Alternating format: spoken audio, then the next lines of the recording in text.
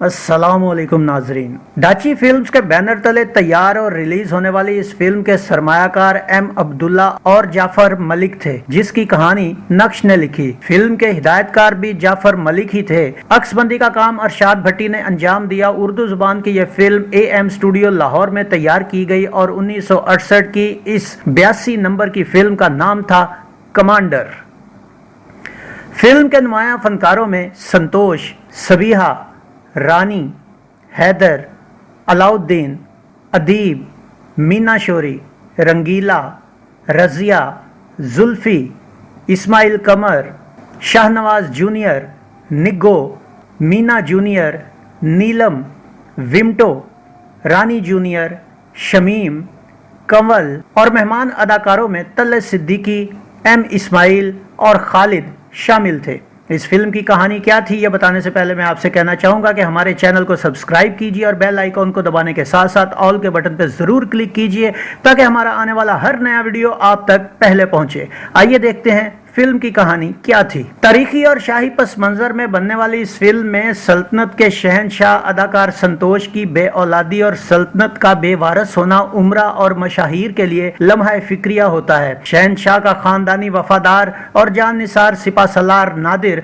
अदाकार अलाउद्दीन शहनशाह को अपने दलाइल से कायल करके उसकी शादी मुल्क में मौजूद एक जलावतन बादशाह खुर्रम अदाकार M इस्माइल की बेटी रजिया अदाकारा सबीहा खानुम से करवाने की कोशिश करता है, मगर शहनशाह की पहली मलका सुरैया अदाकारा मीना शोरी और उसका भाई वजीर आजम कासिम अदाकार अदीब हसद में आकर रजिया को कत्ल करवाने की कोशिश करते हैं। रजिया की हिफाजत में बादशाह खुर्रम मारा जाता है, मगर सिपा सलार नादिर रजिया को बचाकर उसकी शादी शहनशाह से करवा देता है। इस बात पर मलका सुरैया और कासिम सिपा सलार नादिर के खिलाफ हो जाते हैं और एक दिन उसे धोखे में शहनशाह से दूर भेजकर शहनशाह पर कातिलाना हमला करवा के उसका इल्जाम सिपा सलार के बेटे सलीम अदाकार खालिद पर लगाकर उसे पकड़ लेते हैं। नादिर वापस आकर शहनशाह के हुजूर बेटे की जिंदगी की फरियाद और अपनी वफादारियां याद दिलाता है, मगर शहनशाह नहीं मानता। मजबूरन नादिर अपने ओहदे से दस्तबरदार होकर वापस चला जाता है। शहनशाह वजीर कासिम के बहकावे में आकर नादिर को जला वतन कर देता है और उसके बेटे सलीम को मार देता है। 1 साल बाद रजिया मां बनने वाली होती है, लेकिन कासिम दाइया से मिलकर बच्चे की पैदाइश के बाद शहनशाह को एक जानवर का बच्चा दिखाकर उसे रजिया से मुतनफर कर देता है। शहनशाह बच्चे को मारने और रजिया को महल से निकालने का हुक्म देता है। कासिम अपने सिपाहियों को शहनशाह के असली बेटे को जंगल में ले जाकर मारने का हुक्म देता है, लेकिन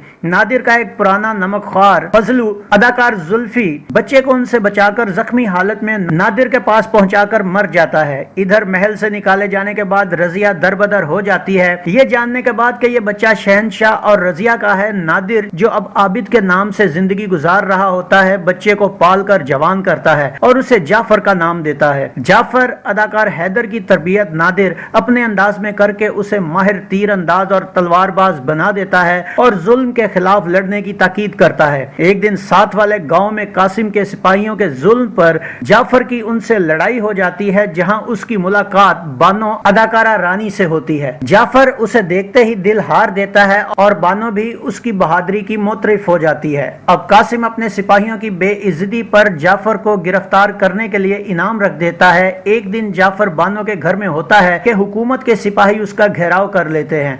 मुकाबले में सिपा सलार जाफर के हाथों मर जाता है, जबकि जाफर जख्मी होकर वहां से फरार हो जाता है। रास्ते में जख्मों की वजह से जाफर बेहोश हो जाता है, जिसे रास्ते से गुजरती उसकी हकीकी मां रजिया करीबी नदी से पानी लाकर होश में लाती है। होश में आने पर रजिया की दास्तान सुनकर जाफर उसे मां बनाकर घर ले आता है और नादर से मिलवाता है। नादर उसे पहचान कर अपनी पहचान बताए बगैर उसे इज्जत और एहतराम से घर में जगह देता है। बानो का बाप जलाल अदाकार इस्माइल कमर सिपा सलार का कत्ल अपने सर लेकर गिरफ्तार हो जाता है, जहां उस पर तशद्दुद करके जाफर का पता पूछा जाता है। दूसरी तरफ जाफर जब बानो से मिलता है तो उसे उसके बाप की गिरफ्तारी का पता चलता है। इसी इसना में हुकूमत के सिपाही कासिम के साथ आ जाते हैं। भरपूर जिद्दोजहद के बाद भी जाफर और बानो गिरफ्तार होकर शहनशाह के सामने पेश कर दिए जाते हैं, जहां जाफर बेजिगरी और बहादुरी से बादशाह के हर सवाल का जवाब देता है और उसे ललकारता है। बादशाह गुस्से में आकर उसे शहर में जलील करने के ऐलान के साथ अगली सुबह मौत की सजा सुना देता है। इस बात की खबर होने पर रजिया महल की जानिब रवाना होती है। शिकार के लिए गया नादिर जब ये इत्तला सुनता है तो वो अपने साथियों के साथ रात के वक्त बादशाह के महल में दाखिल होकर उसके सामने सारी हकीकत बयान करता है और शहनशाह को बच्चे के गले में डाला उसके हाथों का हार भी दिखाता है, मगर वो शहनशाह को वहीं असीर भी कर लेता है ताकि वो महल से बाहर जाकर अपना फैसला ना बदल सके। ये जानने के बाद कि जाफर उसका सगा बेटा है, शहनशाह तड़प उठता है और नादिर की मिन्नत समाजत करता है, मगर नादिर अपना फैसला नहीं बदलता। आखिर नादिर का दिल पिघल जाता है और वो शहनशाह के साथ फांसी घाट तक पहुंचता है, जहां जाफर, बानो और जलाल को मौत की सजा दी जाने लगती है। बादशाह वहां पहुंचकर मौत की सजा रोककर जाफर के अपने बेटे होने का ऐलान करता है, जिस पर कासिम बगावत कर देता है। फांसी घाट में जंग छिड़ जाती है। कासिम जाफर के हाथों मारा जाता है, जबकि मलका सुरैया बानो के हाथों कत्ल हो जाती है। वहीं नादिर बानो को भी ये हकीकत बता देता है कि जाफर उसका असली बेटा है और यूं फिल्म का इख्तिताम होता है। नाजरीन, महलाती साजिशों, हसद, वफादारी और मोहब्बत के साथ रंगीला और रजिया के तंज़ो मज़ा से भरी ये फिल्म एक बेहतरीन तख्लीक थी, जिसे एक खूबसूरत एंटरटेनमेंट कहा जा सकता है। लेकिन रुकिए रुकिए रुकिए रुकिए, इस फिल्म के 3 ऐसे खला जो महसूस किए जाने पर बहुत बड़े मालूम होंगे। वो क्या है? आइए देखते हैं इस फिल्म की मिस्टेक्स। पहला, इस फिल्म में अलाउद्दीन एक इंतहाई अहम किरदार में थे, लेकिन नाजरीन यकीन कीजिए कि फिल्म क्रेडिट में उनका नाम शामिल ही नहीं था। यानी कि फिल्म के स्टार्ट में जो अदाकारों के नाम होते हैं उनमें कहीं भी अलाउद्दीन का नाम नहीं लिखा गया। दूसरा, ये फिल्म जिस दौर की अक्कासी कर रही थी उस दौर में गुब्बारे इजाद होना एक नामुमकिन बात थी, लेकिन इस फिल्म के एक सीन के बैकग्राउंड में कुछ बच्चे गैसी पुकानों से खेलते दिखाए गए हैं। यानी कि वो बच्चे गुब्बारों से खेल रहे हैं जिस दौर में गुब्बारे इजाद भी नहीं हुए थे। इससे अंदाजा होता है कि हिदायतकार की नॉलेज कितनी थी। और तीसरा खला जो कि बहुत बड़ा है वो ये कि ये फिल्म मुस्लिम शहनशाही दौर के पस मंजर को सामने रखकर बनाई गई, जिस दौर में फौज के सरबराह को सिपा सालार कहा जाता था। मजे की बात यह है कि अलाउद्दीन के लिए इस फिल्म में अंग्रेजी लफ्ज कमांडर इस्तेमाल किया गया है, जो कि उस दौर में राइज ही नहीं था। यहाँ तक कि 1857 में अंग्रेज कब्जे के बाद भी बहादुर शाह जफर के दरबार में लफ्ज सिपा सालार ही बोला जाता था। लेकिन दूसरी तरफ अलाउद्दीन के बाद फौज के सरबराह को सिपा सालार ही कहा गया। फिल्म का नाम कमांडर होना शायद गलत ना हो, लेकिन फिल्म में जो दौर दिखाया गया है इस सिचुएशन में इतनी शुस्ता और साफ उर्दू के दरमियान कमांडर जैसे इंग्लिश लफ्ज का टांका अजीब बल्कि मज़ह का खेज मालूम होता है।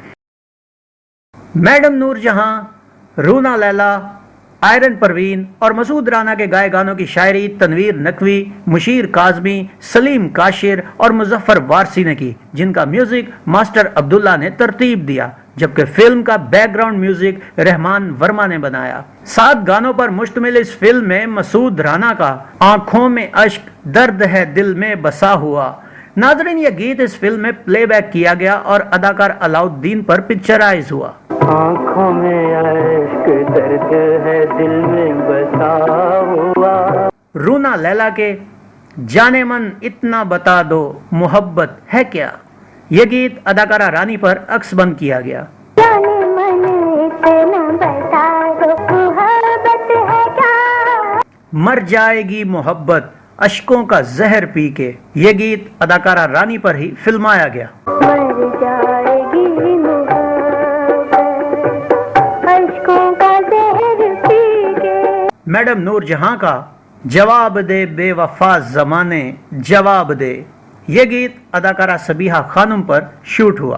जवाब दे बेवफा जमाने जवाब दे। रूना लैला और मसूद राना का फूल महके हैं बहारों पे निखार आया है, ये गीत अदाकारा रानी और हैदर पर पिक्चराइज किया गया। फूल महके हैं बहारों पे निखार आया है, तेरा महबूब है या जाने बाहर आया है। नूरजहां और आयरन परवीन के آپ کی محفل میں آیا ایک حسین مہمان ہے.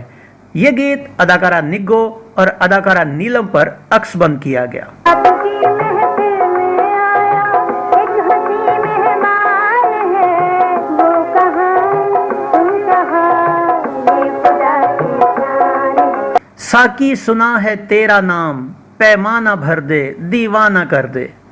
یہ گیت مینا جونیئر، ومٹو، رانی جونیئر، شمیم اور اداکارہ کنول پر فلمایا گیا.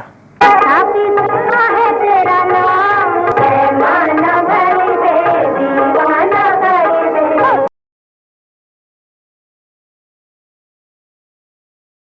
ناظرین، یہ فلم 9 اگست 1968 بروز جمعہ کو پاکستان بھر میں ریلیز کی گئی. کراچی کے ناز، شالیمار، نویلٹی، نیرنگ، مہر، امپیریل، مسعود، حیدرآباد کے نشاط اور لطیف آباد کے چراغ محل کے ساتھ لاہور کے ریجنٹ میں اسے نمائش کے لیے پیش کیا گیا.